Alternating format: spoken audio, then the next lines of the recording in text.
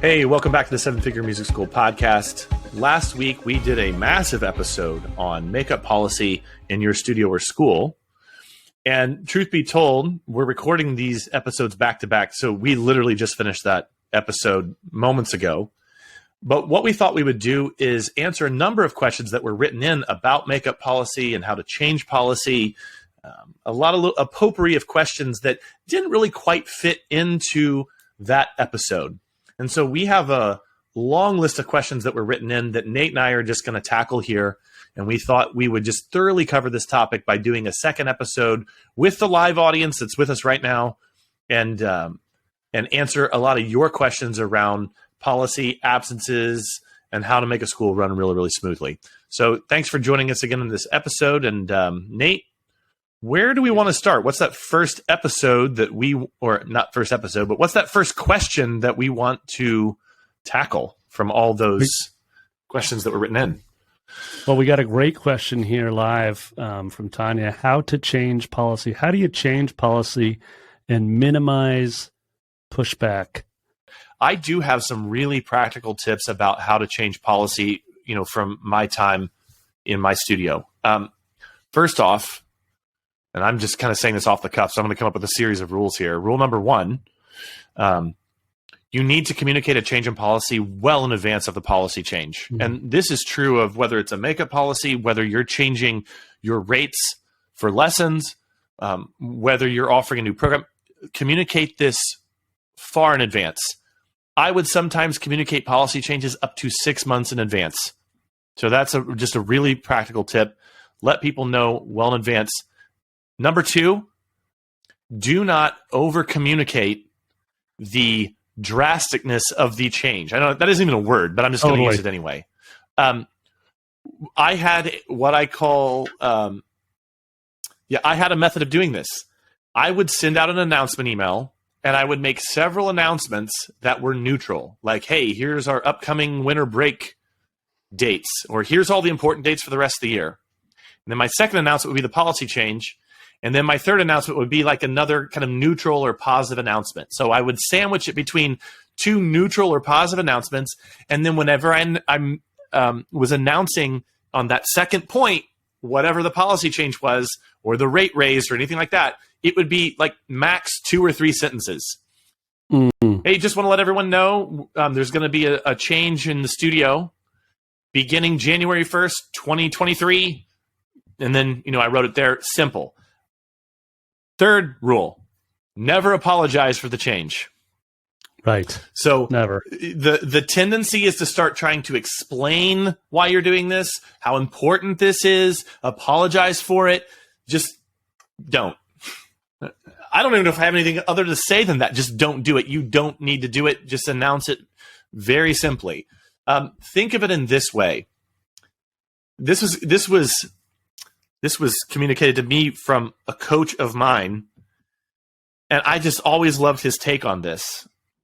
He said, if you were a waiter or a waitress in a restaurant, and you went to the table to take the order, and the person asked for the most expensive item on the menu, would you get nervous in talking about the price? Like if they ask, how much is this again? Would you get nervous in communicating the price to them? No, as the waiter or waitress, you wouldn't. You have no emotional investment in that price. You're literally just reporting information to that person.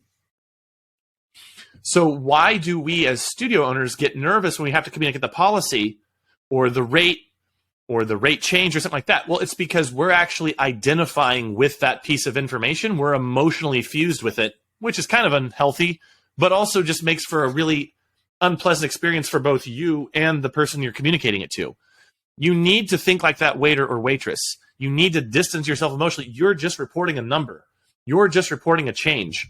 So those 3 rules and what Nate was saying there, I think all those things can help to minimize pushback. You'll, of course, never completely eliminate it, but I think it can be handled in such a way that you don't have a mass exodus from the studio. I know I've said this before in the podcast, but I done rate raises of up to nearly 25% before and not lost a single student. And I look, I point towards that set of rules I gave just a second ago as a huge component of depressurizing that announcement and making that change. I'll also just add that anyone new coming into the studio during that 3 to 6 month period, they didn't even know that there was a policy change because I just brought them in on the new policy or on the new rate. Right, totally. That's the timing piece. Okay, what do we got next? Okay, I'm going to defer to you on this one, Nate, because you've worked with dozens of teachers at a time before. So what wisdom or what thoughts do you have around this question? How does the number of teachers affect the makeup policy, or does it at all? Yeah. Let me tell you where BMF was in the early days. So Brooklyn Music Factory in the early days was a lot like probably some of these people listening that have like maybe 3 teacher studios, where I was a professional musician living in New York, and all of our teachers in the first year anyways, were my friends that I played with. Like, I wasn't hiring educators. I was hiring just my friends and just assuming that we'd all be great teachers.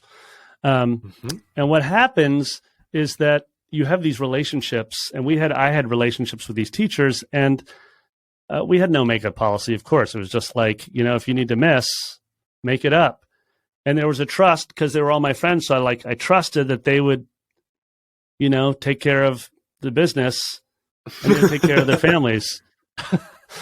But of course, they don't know what, it was just a free for all, right? Yeah. So that probably sounds familiar to people listening. They may even have a free for all happening in their studio right now, where every teacher just does what they think is the best.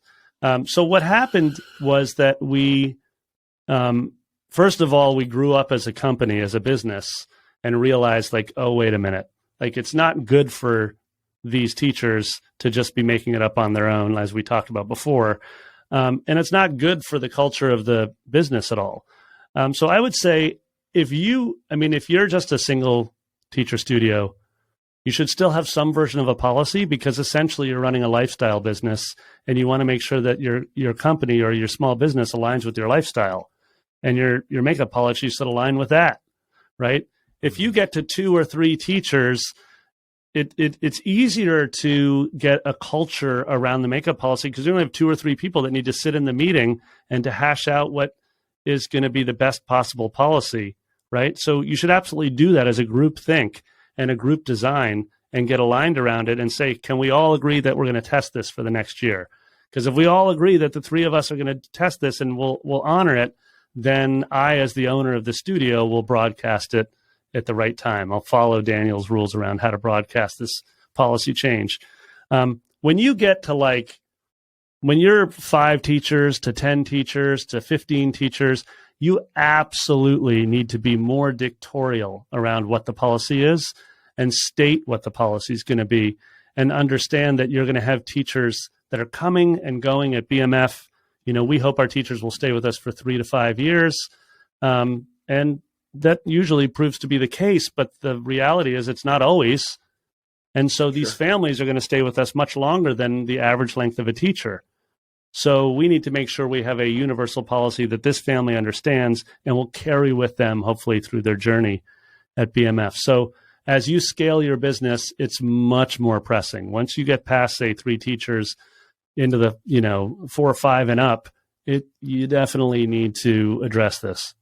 Make this a Q2 project for you. Get clarity on it. Broadcast it following the Daniel method, and test forward. Yeah. Nate, I'm noticing something in the questions here, that a lot of them we have addressed in the previous episode, but my concern is that maybe it won't be immediately apparent how we addressed it. So I think we could also do just like rapid fire, going through and being like, oh, we addressed that. That's what I meant when I said this, because people are giving like really specific situations. So for instance, how do studios handle bad weather days? Well, when in the previous episode, we talked about that just depends on the values in your studio. Like for instance, Nate's studio, he actually flat said in the previous episode, if there's a snow day, okay, we missed that week. No, there's no makeup credit. but there's no refund of tuition. But on the other hand, hold on, Nate. Well, on the other hand, like for my studio, because we had unlimited makeup lessons, the studio weather policy was, I didn't want people getting injured on the road, so we would just cancel lessons pretty easily. And since we had a multi-level group system where I was offering unlimited makeups, it was pretty easy for me to just in future weeks make those up, or it would possibly be that I would refund that. So it comes back down to knowing your values and purpose and having that really, really well defined. That's rule number one. Have a policy, clearly communicate it. Nate, what were you going to say? Well, there's another piece to this. It's the design of the school year for us. So it's not just a purpose and values piece is why there's a snow day. When you enroll at Brooklyn Music Factory, it's like enrolling in college. You're just paying an annual tuition that's broken up into 10 months. We don't even talk to parents about the cost per lesson. We talk about the tuition, and then we will break it up into 10 months, or you can pay the whole tuition in one lump sum if you want. And so what we do is we say we guarantee X number of lessons over the 10-month school year. And we always make sure there's extra lessons. So let's say you're on a Monday. Well, there's only a buffer of, like, say, 2 more lessons than you would normally be guaranteed. So I think right now it's 34 lessons over 10 months is what you're guaranteed for the tuition. So then, but we go through a lesson count calendar, and that's what we, so when there's a snow day, we've already anticipated there's a snow day. But guess what? If there's not a snow day, then you just got 2 extra lessons that year. So it's really important to understand that there's a lot of intention in the design. It's not just snow day, no makeup. That's our purpose and value. No. It's way more intent. It's way more design. Sure. And if you've listened to any of our, listen to our episodes on financial fluency, forecasting, you'll know that in our culture at BMF, we're forecasting everything out, including like the number of lessons the students get, how many snow days have there been, and historically, all these things we're taking the time to look at, because our number one concern is making sure that we're honoring and following through on what we promise for the experience for the family. Interesting. We're not starting a music school. Nobody's starting a music school because they're like, I'm looking for the most profitable niche industry I could ever enter. No, you're starting a music school because you believe that you can serve the world through music education and hopefully make a good living while you're doing it. Right. Although, although I'm trying to change that with grouplessons.com, but that's another episode entirely. Can we actually? There's one I absolutely don't want to miss. Okay. What is the best way? What is the best way to keep both teachers and parents happy with missed lessons? And again, I know that probably the overall tone of and content of the entire previous episode was like, well, that's how would you specifically address that? Best way to keep both parents and teachers happy with missed lessons. Yeah. Is that even a worthwhile goal? I don't know. Yeah. Let me address teachers first.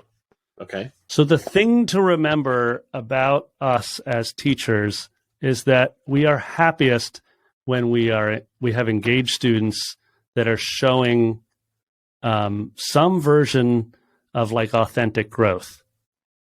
You can define that yourself, whatever it means in your studio. And teachers, what they actually want is consistent attendance. Especially your young teachers don't really understand that, right? When you're a young teacher, you don't quite understand that what you're truly hoping for is that, your 9-year-old student, Emily, is going to show up every single week and that you're going to develop a lasting relationship with them. You don't really know that yet when you're in your first few years of teaching, right? But that's our job, honestly, as the owner and as the trainer of our teachers and as the nurturer of our teachers, is to make sure that they understand that that's what we're going for. And so we then, in service to our teachers, declare that we're going to do everything we can to convince parents that consistent attendance is one of the most valuable things that parent can do to support their child's musical journey, right? So then a teacher feels supported around that piece, right? And that's really important, so that when a teacher ultimately has to address a parent or a student that's not showing up consistently, they actually start using the exact same language that you use as an administrator around how important it is that the student shows up consistently.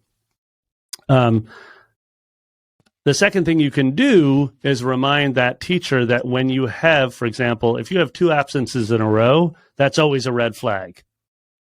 Unless the student is like out with some illness, and then you want to know about that family and how you can help them in other ways. But if they don't show up 2 weeks in a row, that's total red flag. And you as an administrator want to be there in support of the teacher to be communicating with that family the same kind of message. Hey, we've noticed this happens oftentimes with teens, like when they transition from middle school to high school. 9th grade is such an ass kicker for some students. That's when they start sort of drifting off the path a little bit. And you have to be like, whoa, dude, you got to show up every single week to your guitar lesson, because this is a really important anchor for you, like safe space for you as you're developing into a world that can be kind of freaky and scary and confusing as a 9th, 10th grader in high school, right? So, but you as an administrator are also letting that parent know, hey, by the way, did you know that your 14-year-old didn't show up the last 2 Wednesday nights for their guitar lesson? It's really important that they show up. And then in terms of the parents, it's just back to what we talked about last time, which was in the last episode, which is that if you want parents to really understand the value of a lesson, and to really understand why they should not miss a lesson, they need to really understand the value of the journey that their student is on and why showing up consistently is so important. Okay, what do we got next, Daniel? That's a great question. When is the best time to implement a policy change? I'm just going to give a quick one, and then I want to ask you a separate question, Nate, right after that. Best time? Okay. In my thinking, there is no bad time to do it. I think it has more to do with the level of preparation that you have. Of course, we can always look to seasonal changes, January, fall enrollment, beginning of summer. Those are the obvious ones. But frankly, I think this is a monster in the closet of many studio owners, and they think like, they have like superstition around, I can never make a policy change in the middle of a semester, or I can never start a new program. That's not true, because I've seen it with hundreds and hundreds of studios that I've worked with. I've seen people start a group program and simultaneously raise the price of their studio on families all at the same time. Yes, it can happen. It happened in February of 2018 with a client of mine. And I even warned her, I was like, I don't know if you want to start group program, force everyone into it and raise your rates at the same time. She's like, we'll see what happens. And then it went really, really well. So I don't think it really matters all that much. I think the thing that actually matters is how much notice you give before you do that. So I'm just going to give that as a quick answer. Here's the question I'm really interested in answering, and one that I absolutely wanted to make sure that we did not end this episode before answering. This was asked in a number of different ways. I'm going to read a couple ways that it was phrased. How can you deal with parents who ignore the policy and ask for makeups anyway? Another way that people ask that is, can you give specific examples of how studios handle students or parents asking for a personal makeup or reschedule? How can makeup lessons be offered without parents feeling entitled to them? So, Nate, I'm really fascinated to see how you'd answer this version of how can you deal with parents who ignore the policy and ask for makeups anyway? What's your thinking here? Okay. What I would say is it gets back to the piece we were talking around about clarity and consistently communicate. This is one of those communicate consistently opportunities. And I'm going to be honest, I'm not great at this, Daniel. Like, you know me, I'm an improviser. Like I do better when we're riffing, in preparation for a podcast episode, et cetera. And so I have to oftentimes catch myself. Like a parent will be like, hey, do you think we could do X, Y, or Z? And my initial reaction is like, I want to please this parent because, of course, I love their child like they're my own. But instead I just pause, take a beat, and I say, so sorry, so-and-so won't make the lesson. I've already scheduled their one makeup for the year. I'll look forward to seeing them next week. And that's the response, and I have to do that because what happens is if they hear the same answer from you, as well as from the front desk, as well as from their sibling, they have another child who's studying guitar with another teacher. If they get the same message each time, then they accept it. Okay. I love that, Nate, because you went practical. I want to go practical as well. Okay. What do you got? I had this idea that was given to me by an older mentor when I was in my early 20s and just starting out, and he called it off-the-spot training.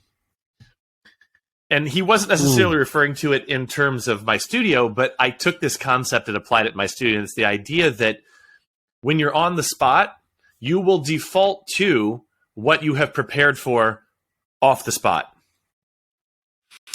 And it's really what you're saying there, Nate. Like, you have this prepared statement. So I had a series of prepared statements that once I kind of made this connection of like, oh, I need to know what to say when I get in these uncomfortable situations. And I engineered them to be as non-threatening and as easy to say as possible. So I'm going to give you guys a couple. One was, if a parent in person was like, hey, could we do a makeup lesson for that particular thing? Now, by the way, earlier in my career, my makeup lesson policy was much stricter than it was later because I wasn't doing group lessons. So I do have experience in these uncomfortable situations because my makeup policy was very strict early on. Arguably in the worst period of my career at the very beginning. But irrespective of that, this is what I said. The default was, I knew that they weren't getting a makeup lesson for that. They didn't even call and let me know they weren't showing up. And yet here they are. And I'm getting bitter inside at all these people. Like, how dare you ask me this question? You're making me feel so uncomfortable. You know what the policy is. Like, this is what's going on inside my head. And what I would say was, you know what? Let me check. I can't remember, I can't remember all the details of that. And by and large, that was true. They might refer to it. I don't know the exact date or the circumstance of that. So let me email you back tonight. And the easy thing for me to do, especially when being confronted in person on that, was just say, let me email you back about that and figure out what we can do. And then off the spot, in front of my computer at 9:45 p.m. that evening, I could write, a rejection letter, so to speak. It got to the point that parents knew that phrase so much that parents started saying, no, I just want to talk about it now. And I'd say, I might make a mistake. I've just got to check my records and that sort of thing. Let me email you back. And I got another lesson starting. And that wasn't the most, that didn't show the most spine that I could have shown, but it at least depressurized that situation for me. So that was one way that I handled that. Another phrase that was really, really helpful was, if a parent actually asked for an exception, I would say, hey, here's kind of the rules. This is the corresponding policy to what you're talking about here. I really just can't play favorites. It would be really unfair to other families in the studio if I played favorites with different people. I rarely got people who'd fight me once I said that. And I wasn't trying to be manipulative. That's actually how I saw it. I would be playing favorites if I just did that for people who were a little bit more of a squeaky wheel, because there were other families in the studio that had fantastic attendance. My favorite students, the ones who were with me the longest, the most loyal, the ones who gave me, the gift cards at Christmas, and they would never ask. And I felt it to be such a betrayal of them to say yes to this family. And it wasn't because they gave me gift cards, and quite the opposite. I would probably be more likely to give my favorite families that, but it had to be fair. It had to be fair. So I would use that language. I can't play favorites. And that would often depressurize and get the conversation back to where it would go. The other thing, and I didn't mention this earlier, and this goes to your rule number 4, where we aren't Zappos, we're not Amazon, we're dealing with humans, we're a certain kind of business, was that I would clearly and effectively communicate the policy over and over again in the first couple months of lessons. And inevitably, the first time there was a missed lesson, the family would screw that up, or they'd just forget, or they'd pretend they forget, or whatever. Almost every time, that first time I would say, hey, this is the policy. I can make an exception this one time, but in the future I wouldn't be able to. Maybe there was just a miscommunication, or I forgot to say it, or something like that. That often depressurized that situation, and then I could actually refer back to that one the next time they tried that. Because you never know if someone's doing it with honest intentions or whether they're trying to pull a fast one on you. Not my place to decide. But I do know that process often did that, because the next time they were like, they canceled, they didn't let me know about it. And I would say to them, oh, you remember the last time this happened? I kind of mentioned right then that, the way that we do it in my studio is this way. I made an exception that time. I wouldn't be able to do that a second time. And they would just accept it. It was very rare that I got a parent upset or angry or even slightly visibly annoyed. So that's my answer on that. Nate, I want you to pick the last question. Before we do that, though, I do want to say this, though. I had unlimited makeups for people who were in my group program, but the more advanced students that I would see one-on-one, I still maintained that really strict makeup policy for students I was seeing one-to-one. And there was a family that had a couple girls enrolled in my studio nearly for 8 years. And when they finally unenrolled for the studio, I think I owed them like 80 makeup lessons that they never took. They were constantly the girls were very involved in sports and music and drama and all this sort of thing, and they would miss so often during play season. Yeah. I just thought that was hilarious. But I did keep records. I knew it was like 83 lessons. So of course you did, dude. I knew you. Yeah. I'm sure you had impeccable records. Yeah. So Nate, what question do you want to answer? I want to answer the teacher. How do you structure teacher pay for makeup lessons? Because I want to give the policy that BMF currently does with teacher pay.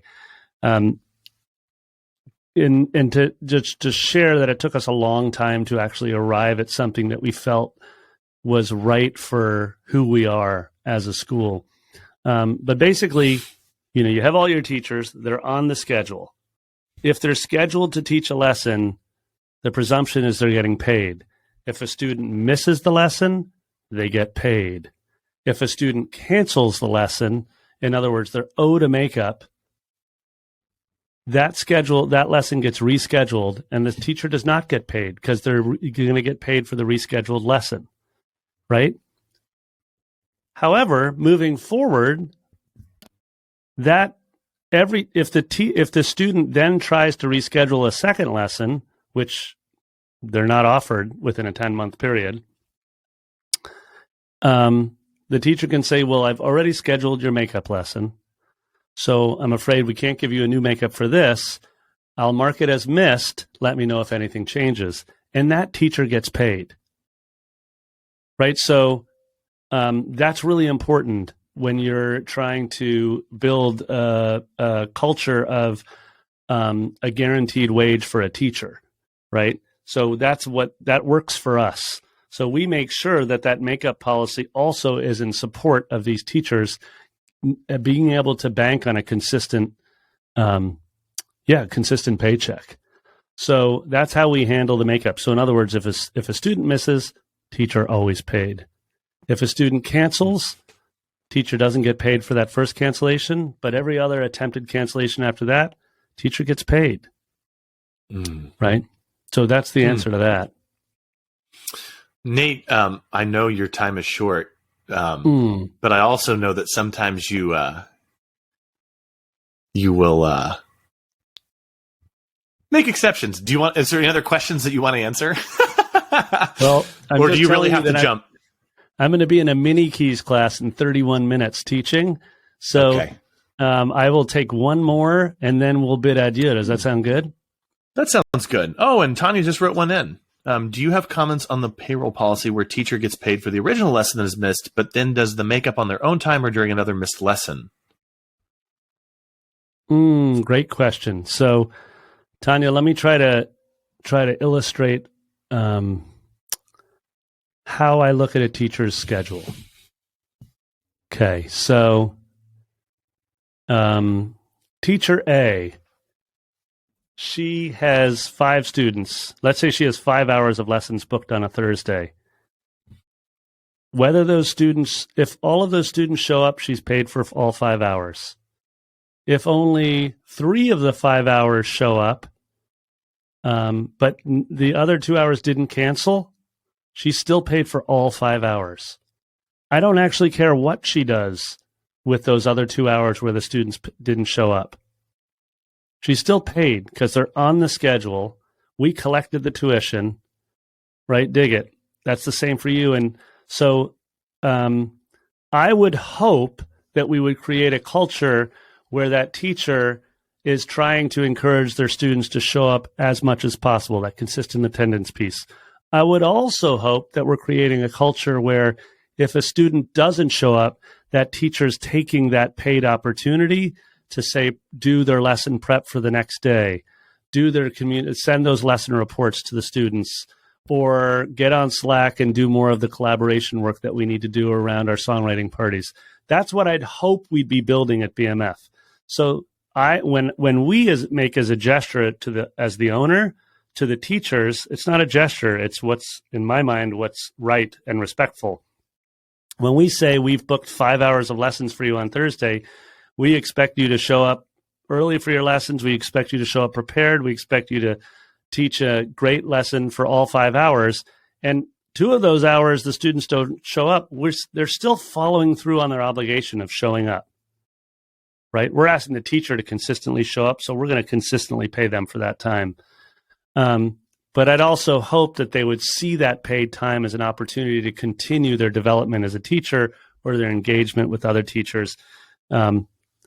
So that's how I view that. And if they if a student's going to miss a lesson, like a student cancels a lesson and they have a open block and they want to reschedule another lesson or hold a student over. I do that all the time where I have a 45-minute piano student. I just keep them for an extra 30 minutes because I've got that open window. They're welcome to do that. And I don't ask questions around that. I think does that make sense? That semi-answers your question. Not fully, but that pretty accurately answers it from our perspective. Yeah. Well, I think that might be a good place for us to wrap. And I will wrap simply by saying that those 4 rules that we talked about previous episode, have a policy that is consistent with your values and what makes sense for your geography, your competition, et cetera, et cetera. 2, clearly communicate that policy. Make sure it's written down, declared. You don't have exceptions that are living in your head. It's all written out. You're consistently communicating it, and probably more than you think. And that once those 3 things are in place, understand that you're dealing with humans, and that when you're dealing with humans, there's always an element of flexibility needed. So really appreciate all the folks who were with us here for the entire 2 hours. We really didn't have a big drop off in terms of the live audience. And we're going to probably be doing another one of these again within the next 4 to 8 weeks. And we're going to pick another topic. I think that is, we tend to pick topics for these that are a bit broader and of great concern to every studio owner, no matter the size of that studio. So thanks everyone for listening, and we'll see you on the next episode.